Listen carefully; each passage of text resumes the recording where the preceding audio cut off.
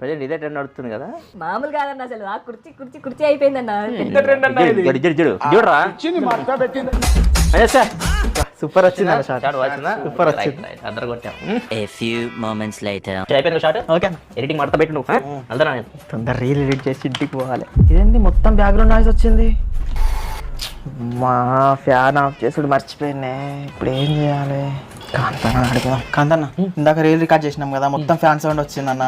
అన్నను ఒకసారి అమ్మానండి, మళ్ళీ ఒకసారి రికార్డ్ చేద్దాం, తిడతాడేమో. దీనికి అన్న ఎందుకురా, ఇన్స్టాగ్రామ్ లో కొత్త ఫీచర్ వచ్చింది. రీల్ అప్లోడ్ చేసే ముందు ఇక్కడ మ్యూజిక్ సింబల్ కనిపిస్తుంది కదా, దీని మీద క్లిక్ చేసి ఇక్కడ వాయిస్ ఎన్హాన్స్మెంట్ అని కనిపిస్తుంది. దాని మీద క్లిక్ చేసి నువ్వు 100% పెట్టుకుంటే బ్యాక్గ్రౌండ్ నాయిస్ మొత్తం రిమూవ్ అయిపోయింది. ఈజీగా నువ్వు రీల్ ని బ్యాక్గ్రౌండ్ నాయిస్ లేకుండా అప్లోడ్ చేసుకోవచ్చు. సింపుల్. థ్యాంక్స్ అన్న. ఈ వీడియో ఇట్లా బుక్ అయితే అన్న నన్ను మడత పెట్టి తర్వాత నేను అన్న డైలాగులు అంతా చూసేటోళ్ళు డబ్లింగ్ చెప్పుకోవాలి.